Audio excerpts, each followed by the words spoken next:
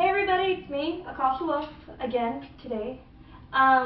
Today I'm going to be talking to you about Athame, the dagger, and the sword. So I've been getting this question a lot, and it's about the difference between a wand and an Athame or Athame, or however you guys want to pronounce it. And here's the thing, you guys. There is a difference between a wand and a sword or Athame, but to me, when it comes to doing the craft, everything is basically your intention, your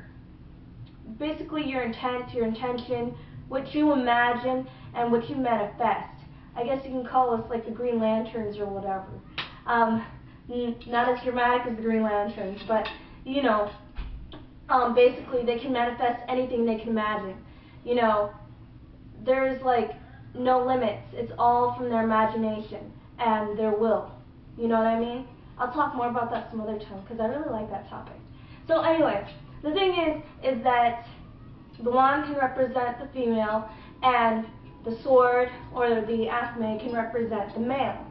But not only that, a wand, I don't want to put too much information because this is supposed to be about these. The thing is that the wand does cleansing, it directs energy and stuff like that. Now with the Athame and the sword, or Athame, my bad, it basically cuts through negative energy. It pushes off negative energy because you know how it's got the tip, and as you remember from the banishing ritual, the pentagram, I said you can use a wand, when usually if you were to look it up, it would say the Athame or the Athame. But the thing about that is, like I said, I feel everything is, you know, your intention. You know, it's what you basically manifest on your own. That's how I feel about that. And like it says in the thing too, is that you can just use your finger or two fingers to represent the Athame or the sword.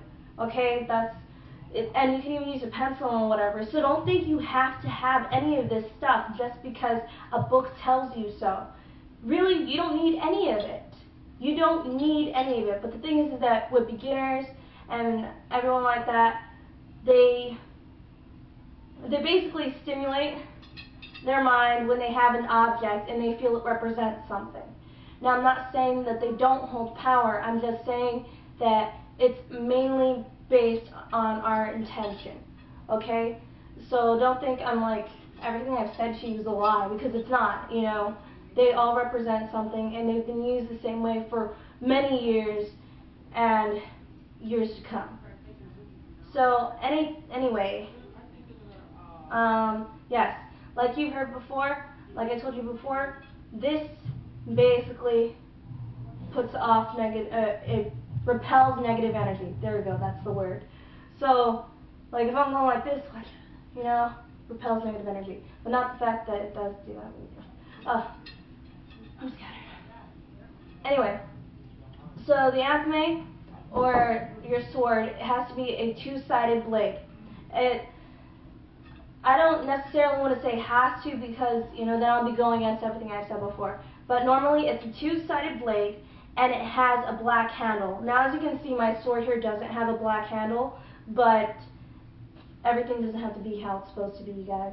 Don't worry about it. Like, seriously, don't be like, oh, if I don't have a sword or Athame, I'm not a real witch. It's ridiculous. Don't do that. As you can see, my stuff is getting everywhere. I have this little one here. It has the black handle, and it's black itself. It's a two-sided blade. I received this from SpellsOfMagic.com, as I've told you in my other video. This is really good. As you can see, it's kind of small. Most daggers can be usually larger, but a small one is really nice, because then you don't really have to worry too much about getting too much damage if you fall. Which either way, you still probably get a good amount of damage. Now, the thing about this is that not many witches have Athames or swords or whatever on their altar, because it's not really a necessary thing, you know, it's not highly necessary. You don't have to get one, you know what I mean? You can have a wand and just be fine with it. You can have your finger and be fine with it. You can have nothing and be fine. But yes, you guys, it's the point I'm putting out there. Now, a lot of times though, almost fell over. A lot of times you want to keep your blade closed or concealed, basically to keep the energy in it and only take it out of its cloth, because a lot of people like to use cloth or black cloth or white cloth. It all depends on you. You don't have to use silk or a special cloth. You can just use a shirt. They only take it out for magical purposes only. And the thing is that these are not meant to cut anything physical. Now you can't go bust out your Athame just like, oh, I need to cut this string, or sorry, my bad. I need to cut this string, or I need to cut this box open, or something like that. It's considered tainted. But for those of you who can't afford to be like going out buying and everything just because you feel it's tainted, just cleanse it and, you know, empower it all over again. But yeah, you guys, don't be too strict with this type of thing. Now, the only thing I want to be strict about is safety. I realized in my other video, I was going around like this with my sword and like this and everything like that. It's because I really like sharp things and knives and stuff like that, and I'm so used to having them, and I'm not really scared of them, and that's not a good thing, because then that's me being careless, that I just feel comfortable with just waving it around, and I don't really care that it's sharp, which is stupid, and I shouldn't have been doing it. It's a bad example for you guys, and yet if I still do it, I'm sorry. But the thing is that your parents are probably not going to feel comfortable, especially for those of you who are underage. Now, for those of you who are, you know, regular age and are able to have any type of sharp thing or whatever, you won't really have this problem. But for those of you who are underage, I don't really think your parents would feel comfortable with you just busting out a knife and going around the house and waving your knife around saying words or affirmations that they don't understand.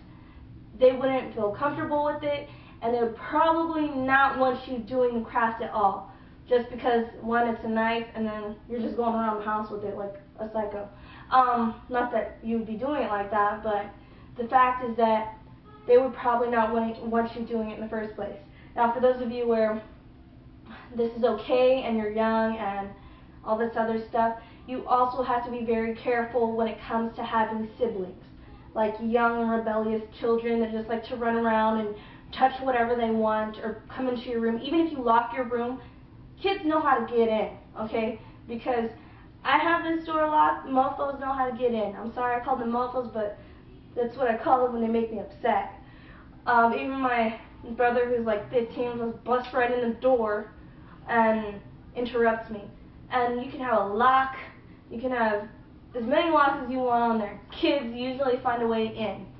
So make sure it's put away somewhere where they won't find it. Make sure it's up high to where they can't get it. And make sure just that where it's nowhere where it can be tempting.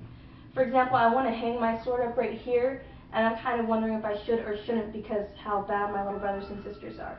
You have to think about other people's safety as well, not just you having a sword or an Athame, because they can easily get hurt by any one of these things, and after that there's just no taking back what happened, because it can be really bad or it can just be something small, but it could have been worse, you know what I mean?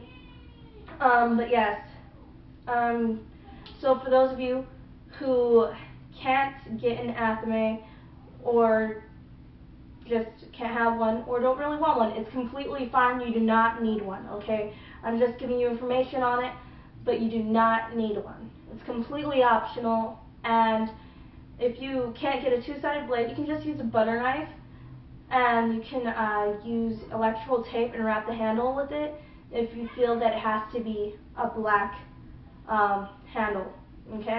Another thing, you guys, when it comes to your Athame or Sword or whatever, when it's good that you cleanse them. You can use holy water or salt water, or even make your own affirmations to have it cleansed and blessed. It's very simple. I'm not trying to give you something really complicated right now, but yes, that's what you can do to cleanse it. And some people feel that you have to activate a tool when you get ready to use it. Some like to tap it on their altar 3 times. So that's something you guys can do when it comes to activating your Athame if you feel it's necessary. But yes, you guys, I think that's a good amount of information. But anyway, guys, I hope this helped you out. And stay safe, you guys, when it comes to having a sharp weapon around. So goodbye, guys, and blessed be.